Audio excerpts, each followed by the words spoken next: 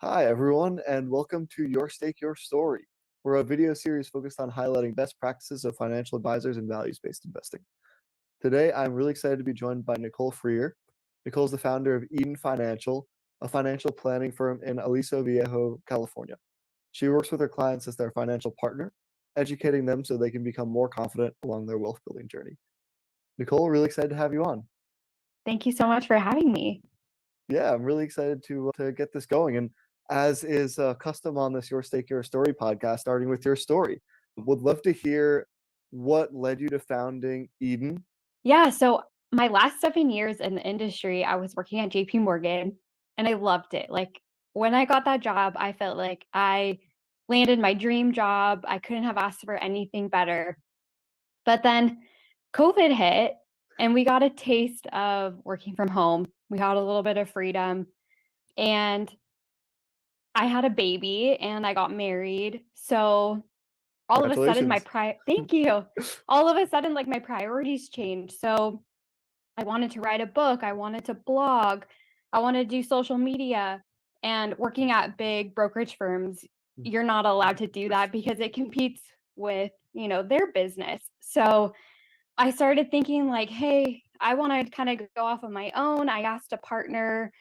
My guy wasn't really interested in partnering, and the other option was working at the Chase branch, and I would have been in Orange County. They already pretty much have all the advisors filled in each branch, and so I would have been the second or third, and my advisor just kind of was like, "Hey, I don't think that's a good idea. It's very competitive." So it's like, how do I start my own RIA? I hired a coach, Suzanne Murmurs, out of Arizona, and we worked from July all the way till January before I left JP Morgan just to ramp up. Okay, what do I need to do? I went with XY Planning Network. She told me to go there, and they've helped me get launched. And then the name Eden Financial comes from like the Garden of Eden, and that's really kind of what stuck with me. And I couldn't think of any other name. So here we are with Eden Financial Mhm. and, doing all the things that I wanted to do, published a book and, have blog posts now and commenting on the media and, all these things. So I'm just so excited and so happy that like I took that leap. And although it was so scary, here we are today. Wow. What was the main fear and what helped you overcome that? The main fear was money. So I was scared to lose my six-figure job. Mhm. And, we bought a house and we paid daycare and, to take that step back. But I really believed in myself and I had the confidence that I could do this Mhm. and I only need X amount of assets under management to make it. And honestly, I feel like the regret would have been more than if I didn't take that leap. Mhm. And like even all the fear factor, like say this just totally doesn't work out. No one ever gives me any money, though I don't ever think that will happen. It's like, okay, we sell our house and like we start from scratch, but I don't think that will ever happen. So anyways, I kind of overcame my fear of not having my six-figure job anymore because I'm going to be making hopefully like 500,000 in 3 to 5 years. You know what I mean? Yeah. Yeah, So let's do it. I love thank that. you. And when did you launch? January 17th. All right. That's really exciting. Yeah. Um, Thank and you. the book, when did that come out? That came out April 4th, so just a few weeks ago. Do you want to share with the audience what the book is and what inspired you to write it? Yeah, so the book is called Haisley's Birthday Money, and I was doing a Bible study called Dream Big by Bob Goff, and one of the questions at the end of the book was, "What do you wanna come back and tell your small group that you did?" Well, at that time, this was in 2021, I was like, "I'm too scared to become an advisor," so I had this idea that I'll write a children's book instead. And so kind of the concept of is like when you get this money that you're given for your birthday, like what do you do with it? Like my story is I got money for my birthday and I spent all of it. I had, I didn't know what to do with it. My grandma was like, "Hey, if you save until you're 16 years old, I'll match it." Well, Hmm. one, I didn't know how to budget, so I just spent it all, and, like, I didn't know what my goals were. No one talked to me about that, so it was all gone, and, like, I just feel like if we could start teaching children younger or teaching kids at a younger age about money, that maybe when they graduate high school, they could have, like, a lump sum of money, and they can Wow. have more options than, coming out of school with, like, nothing. Wow. So, yeah. That's really amazing. Thank you. Yeah, so it was really fun to do, and the illustrator's out of Canada, and she did a great job. I didn't really wanna go cheap on the illustrations because half the book is illustrations, so Mhm. it was a very exciting project. That's amazing. And would you say that I think when you talked about the reasons why you wanted to leave the big brokerage of JP Morgan, it was to be able to have more freedom, to be able to create the book and the blog. How much Mhm. of your mindset is thinking about this as like a business move versus just something that you want to do and something that's good on its own? So I originally started with the book, Hmm. so I feel like it was just kind of like a fun idea. Hey, maybe I'll make some money off of it. Hmm. And then, like, in that process, I became more confident in myself and was ready to take that entrepreneurial journey to step out and become a financial advisor. It's like, okay, I could do this. That's really cool. And before I dive into some questions about your practice and what you do, where Yeah. can people find the book? Yeah, so you can find it on Amazon. You could search Haisley's Birthday Money, so it's like Paisley with an H. And you could even Google it. I mean, it comes up. So, I mean, you could get it from Walmart online or even on Barnes& and Noble online as well. That's amazing. Very cool. Thank So you. you started Eden Financial. Yes. Um, Were you, when you were at JP Morgan, incorporating values and potentially faith-based investing into your work, or is that something that is relatively newer? Yeah, actually relatively newer. Mhm, So, now that I'm able to run like my own practice, I can, you know, essentially help my clients to like let them know what options are out there and like mhm, this is an option and put that into place. So, yeah, this is a relatively new and with XY Planning Network, they have YourStake with them, and so I looked up you guys and like mhm. what a cool concept. So like if any listeners out there that like aren't advisors or even are advisors, you guys can take a look at the questionnaire that I have. It's a freebie actually on my Instagram if you guys want to take a questionnaire to see what your values are. That's awesome, love that, Yeah. and is that something that when you're interacting with clients, do you send them a questionnaire to start getting in that values conversation, or does that kind of come up naturally in your discussions when you're either doing an onboarding or how do you bring up values and as Yeah. part of your conversations with clients? Yeah, so values is a big deal. So I'm a behavioral financial advisor, and pretty much that whole course was about values. Mhm, And when I meet with a client, I'm like, we go through the values exercise together. mhm, So it's literally like a questionnaire there in and of itself. And it's like 50 top values, and we get them all the way down to their top five values. mhm. So whether it's faith or family, whatever it is, I start there. And then once I kind of get an idea of their values and their goals, then we move into the investment side. Mhm. And so with that investment side, I'll say, hey, here's a questionnaire. Can you fill it out? Kind of want to see where your values are in regards to investing. And then we move forward from there. Yeah.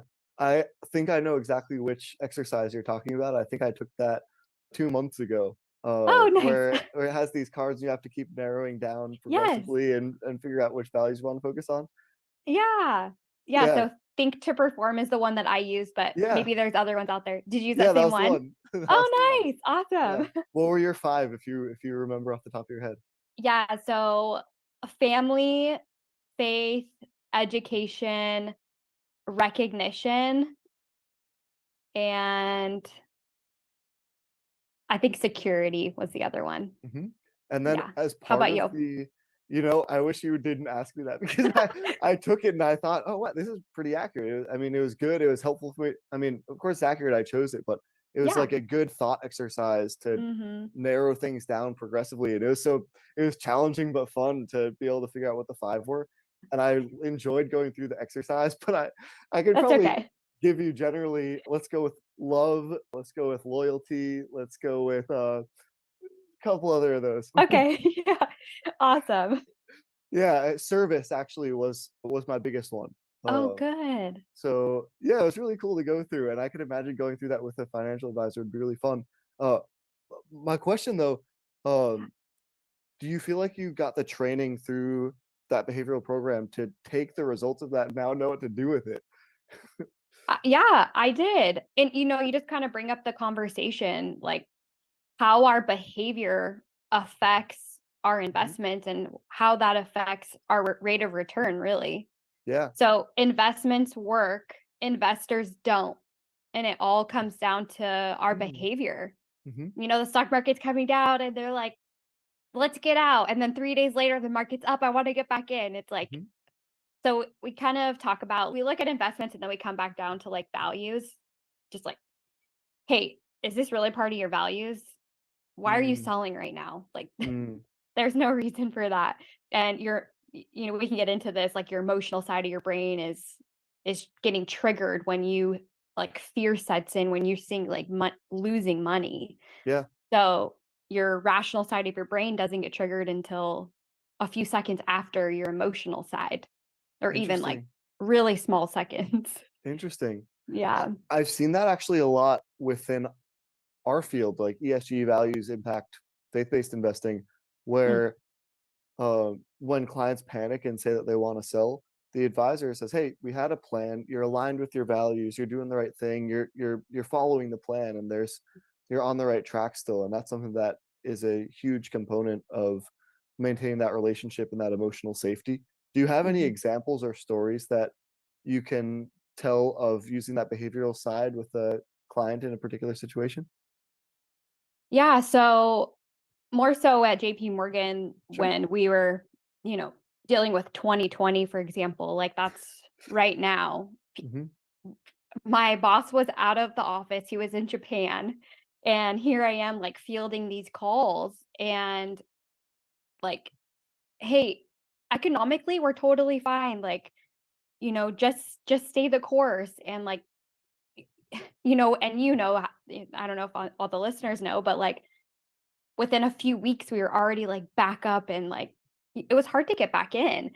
really. So I got this training actually in December. So back in 2020, I didn't have this knowledge to say, hey, your emotional side of your brain is getting triggered before your rational side. Yeah. But I really think it's more of like a proactive approach. So now all my clients that I meet with, I do a whole 30-minute investment presentation with them on like the market. So if you're in the market for 1 year, here's what you can expect 5 year, 10 year to 20 years. And over 20 years, you know that there's really not a loss at all. So we have to stay the course. And so also bringing in like, hey, your emotional side, like we just talk about it beforehand. Like, hey, if the market's coming down, your emotional side may get triggered before your rational side of your brain. Don't call me when the market's, coming down because you're being emotional about it. So it's a more proactive approach versus like in the heat of the moment. I Mhm. want my clients to be aware of that. And then also within that training, we talk about like decision making Mm. and like within 4 quadrants, you're excited, like elated. You don't want to be making decisions when you're like not just kind of totally like kind of content. Interesting. So, and like if you're fearful or you're depressed, like that, those aren't the times to be making decisions. Mhm. So I kind of talk about the 4 quadrants and how within the 4 quadrants, you only want to be making decisions in one of those quadrants. Mhm. 'Cause I guess any emotional high or low is gonna Mhm. impact your decision making. You wanna stay the Yep, course. exactly. Interesting. Hmm. That's so really curious how you if you and how you apply this to your own life. Yeah, so I mean, I kind of just check in on my emotions, like, hey, how am Mhm. I feeling? They call it the freeze game. So I kind of put a timer on my phone every like hour. I'll get like a freeze notification. I'll be like, okay, how am I feeling? Like, how are my shoulders? Mm. How am I feeling in my body? And kind of being more aware emotionally of what's going on with me.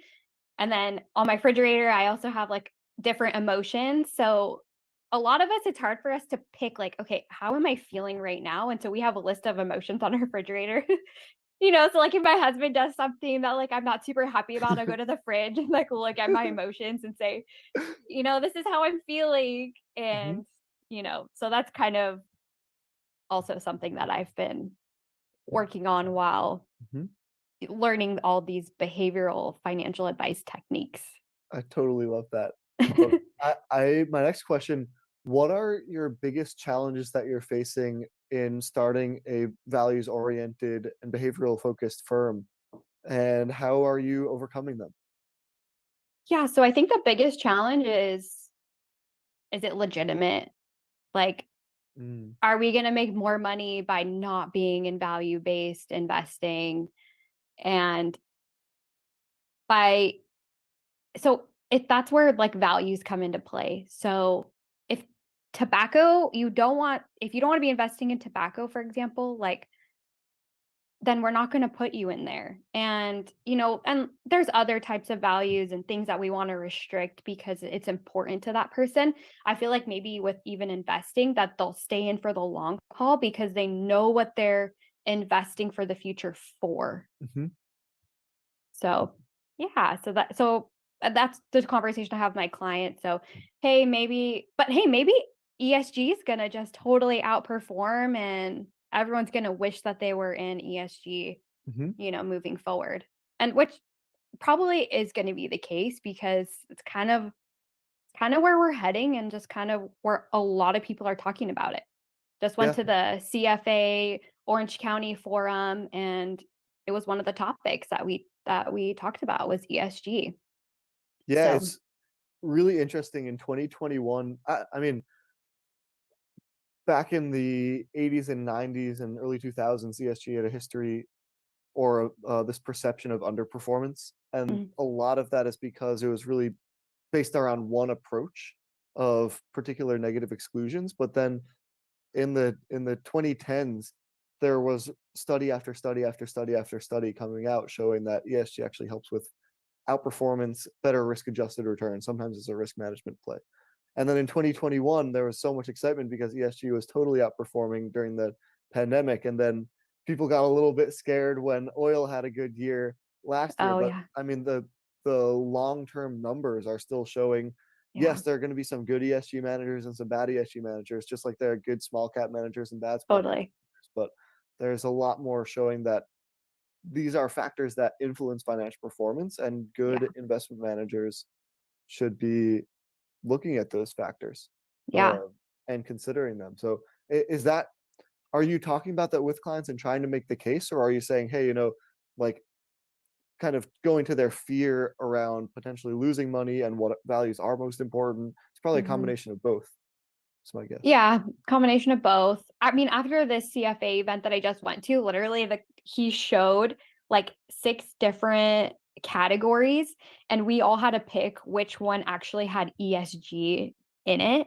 And literally like we couldn't pick it because like the top 10 holdings were all so very similar. Yeah. So, uh, yeah, so I think you could be in ESG and still be in like all the categories that you want to be in. Hmm. And yeah, I think certain clients I think it's good for, and for others, they're like, they really don't care. So my younger clients, obviously, they care more. Hmm. So I have some younger clients. One of them's in college, and so she's invested in ESG. Hmm. So it just depends on the clientele, really. And I will share with them like, hey, we couldn't tell which one was ESG and which one wasn't. So if you want to be in it, let's do it, especially if it's on your heart. Interesting. And that, so you're saying that that's like a great point to make to be able to reduce the fear and anxiety around ESG is this foreign thing that I don't really know what's Hmm. going on. Well, hey, it has a lot of the similar holdings. Yeah, exactly.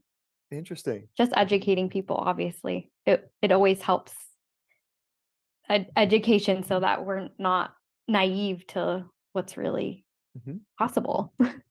So my last question, in 3 to 5 years, as you said, you're going to be killing it with Eden Financial.